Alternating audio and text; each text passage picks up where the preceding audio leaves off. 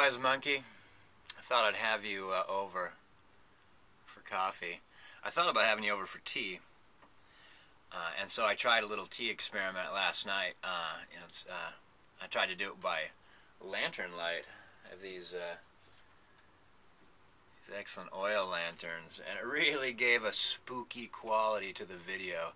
The video couldn't pick it up very well, so it was just my disembodied face. So we might do that for later, but we won't do that for your video.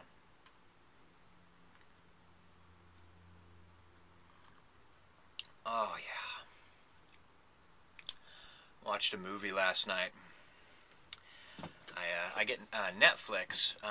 They send me movies in the mail, and then I put them in my laptop and watch them before I go to bed. It's the Tiny House Entertainment. That and books. I've read Patrick O'Brian series a couple times, man. I'd really like to own that series. It's fantastic work on communities, a small community of people, in a very tight-knit and a very tight area. That's why I love books about people going to sea. In Moby Dick, I think it's, I can't remember his title, but his name was Stubbs. And he woke up because Captain Ahab was walking on the deck right above him, and that peg leg just kept rapping the roof non-stop. Eventually, Stubbs is like, you can't, in a tight-knit community, you can't have a repetitive, annoying behavior. It's just not going to work. But he's the captain. But, it's the community, and the health of the community is important. And so he went up and talked to Captain Ahab about it, and Captain Ahab struck him, kicked him with his peg leg. And so Stubbs came back down below decks, and he was thinking to himself. And I think, he was working out a lie. He needed to accept a lie. And so what he did is he told himself that he wasn't struck. A commander wouldn't hit one of his lieutenants or, one of the people that are in command. You can't do it. But if he considered the peg leg as not a part of the body, then it was just like, getting started with a rope, struck with something. Not struck with by a human being, but hit by an object. And so he told himself that having his captain kick him was actually just the same as starting somebody with a rope, hitting somebody with a rope, saying, "Come on, let's get going. Row faster, climb the holly stone the deck." So that was interesting, about when because I think that the truth is the only pursuit and the only thing that you should be concerned with. And so every once in a while I'll find that I've lied to myself about something, like Stubbs did, because you want something to be okay, you want something to be right. And sometimes the only way to make something right is to just believe something else,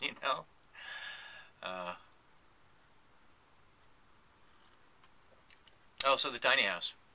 You can't really see out the window, but there's lovely fall colors. It's coming into winter. I was mentioning movies. The movie I watched was The Day the Earth Stood Still with Keanu Reeves, and Keanu Reeves is an alien that has decided that human beings are going to destroy the Earth, and the Earth being, kind of unique in that it can support life, needs to be protected from the species, a single species that's destroying it. And so why he's being argued with by John Cleese, I think is his name, about why humanity is worth saving, or it should be given the opportunity. They listen to some Bach. Let's listen to some Bach real fast. This is a good one, because it's kind of sad.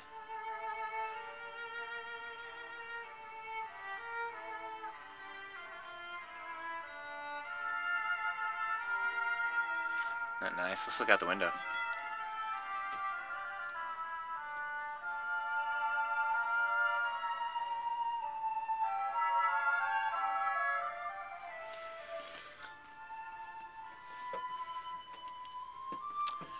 So, This is all my clothes. I have a lot of clothes in the tiny house, and I keep a lot of clothes in my van.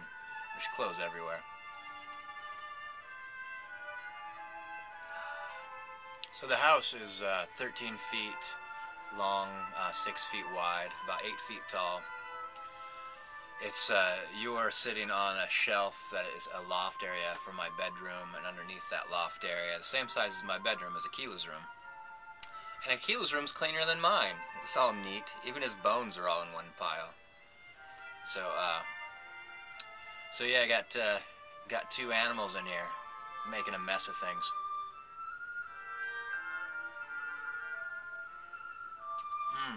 Well, I was going to read a little bit of Patrick O'Brian to you. There's a page in there where the doctor is thinking on animals.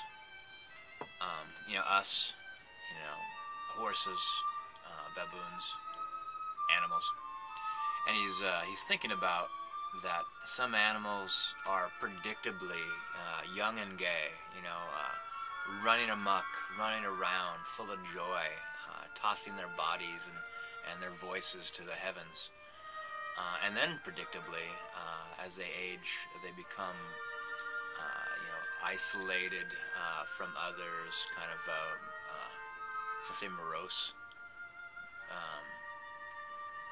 withdrawn. And he was wondering, is the youthful animal the chrysalis for the youthful, joyful animal? Is that the chrysalis for the withdrawn, animal? Is one leading up to the next naturally? Oh. But I think that, there might be a trend towards that. I notice a lot of people, as they get older, find it easier to express anger than anything else. And I think that might be a kind of natural slide of really not defending against anger, or defending against, being isolated. Which is kind of weird talk for somebody who lives in a wooden box. But I'm a bit of a hermit, and though I really enjoy people, I think that's obvious. So I'm not a misanthrope as much as I just have chosen a lifestyle that allows me a lot of time to myself, and a lot of time to contemplate on calmness, and on Patrick O'Brian, and on Bach. And then when I have the opportunity, when the time is right, when I'm ready and I'm feeling up to it, I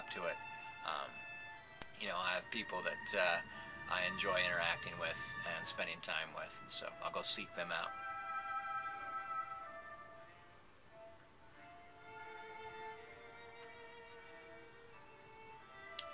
That's a lovely piece by Bach.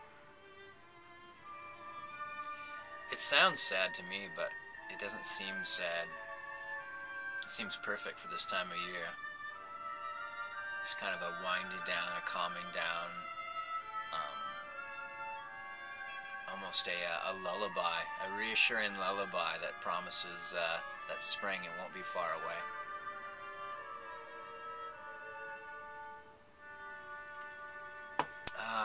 Kind and warm regards, wise monkey, and peace in.